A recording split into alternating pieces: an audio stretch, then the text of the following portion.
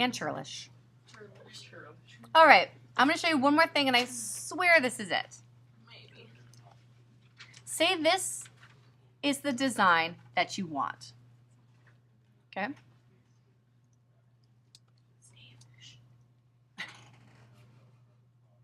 All right, that is the thing, that is the design I want. I'm going to circle that, make a selection, go to Window, Pattern Options.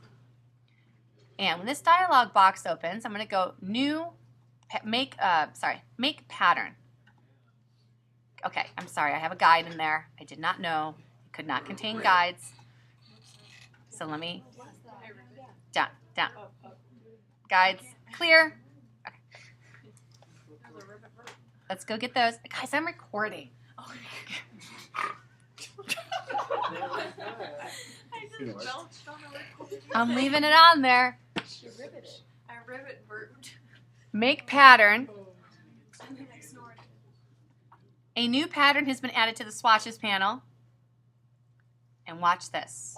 Oh, that's so beautiful. Okay? You always want to name this. I'm going to name this Pope 1. Bomb diggity. Now check this out. You can arrange them in different ways. Okay? You can change the copies. Right? So that would be 1. And then when I'm done with that, I hit done.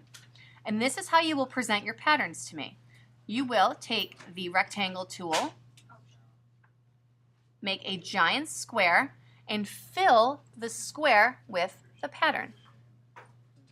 What if you want to color the back first? If you want to color the back, you absolutely can. How do you do that? I will show you. So what you would do is make a rectangle. Fill, I have bleeds on this, which you don't necessarily have to have, but you can have. And if I want to fill this with, say, like a taupe, kind of a gray, light taupe. So I do one rectangle to fill, and then another rectangle over it with the pattern. Now, it's behind it. Object, bring to front. Exactly. Okay. And now this is where you might say, well, that's cool, but that's way too big. Right? It's kind of too big.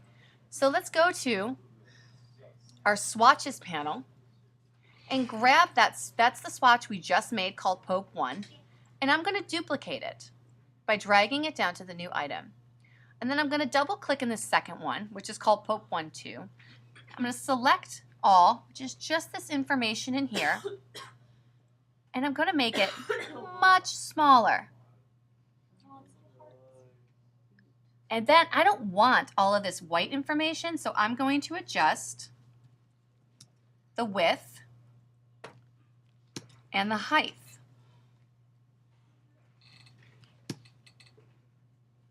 And I'm going to set it off brick by column.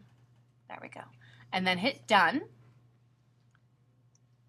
So what you'll turn in, yeah, it does have a little bit of a pantyhose kind of vibe. What you will turn in is I see that pattern, and then I also see the one where it's larger. So I can see that you started to work through ideas of scale and placement. And then next week we'll go over how to put a couch up in here. Or this can be a different color. You can start to rotate one. How do you fill color on it? Like I said, you want to fill the object with colors. I'm going to go in, grab this Pope. I'm going to grab Pope 1, drag it to the new icon, right? So it's copying it again. Double click on that. Select these, and I could do something like that. And the stroke, I can remember because I saved my Pope over here. Oops, sorry. And the stroke, oops, just keeps my stroke. I want to do that. It's only letting me change the fill in here, which is not. Oh, because I don't have a fill. There we go. All right, so here are my Pope colors. And I can make it a thicker stroke, and I can change the profile of it.